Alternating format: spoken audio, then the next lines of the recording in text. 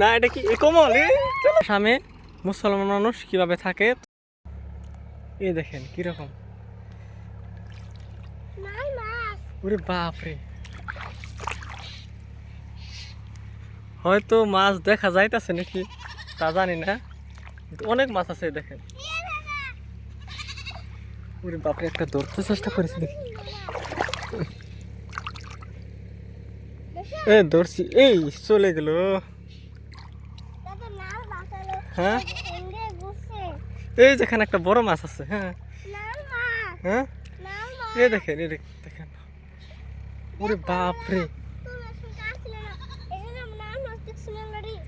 এই দেখেন পুরা জাগ। এই যে দেখেন, দেখেন কিরকম মাছ।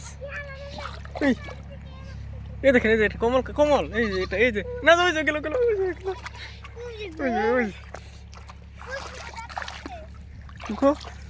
এই যে ওরে বাপরে, একটা ধরুন, একটা ধরতে পারি কি? এত পানির মধ্যে মাছ ধরা যাবে না। কো না তো কো, হ্যাঁ ওই পাকারে গেছে গা। তো বন্ধুরা অনেক মাছ আছে আমাদের এটার মধ্যে, এই যেখানে ধরেন এই যে এই সাইডে আছে। ও দেখে, হয়তো দেখা যাচ্ছে নাকি, এই যে দেখেন, এই যে ওরে বাপরে, কত সুন্দর দৃশ্য দেখেন। না এটা কি কমল, চলে গেল চলে গেল।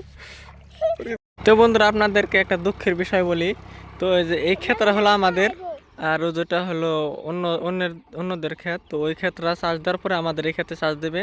আমার ছোট বোন আর আমার একটা বড় বোন ছিল, তাকে বিয়ে দেওয়া হয়েছে।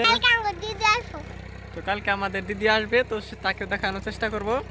তো বন্ধুরা আমি মেন কথাটা বলতে চাচ্ছি যে আমাদের এই ধরেন আজকে হলো 14 তারিখ, 18 তারিখ থেকে রোজা শুরু হবে। তো আজকে এলো, হ্যাঁ তো ও স্কুলে পড়ে, তো সেটা বলবো। তো 18 তারিখ থেকে আমাদের রোজাটা শুরু হবে। আমি ধরেন কুরবানির নাগাদি ডেইলি একটা করে ভিডিও ছাড়বো, আর এই কুরবানিদের মধ্যে আমাকে সফলতা পেতে হবে, না হলে আমাকে চলে যেতে হবে ধরেন ভারতের মেঘালয় রাজ্যে। আর আমরা থাকি বর্তমান আসামে, আসামে থেকে মেঘালয় রাজ্যে কর্মসূত্রে যেতে হবে। আর এই যেটা হলো আমাদের ক্ষেত, এখন ওই ক্ষেতে চাষ দেওয়ার পরে আমাদের এখানে হয়তো চলে আসবে নাকি এই যে ক্ষেত দাহানো হবে।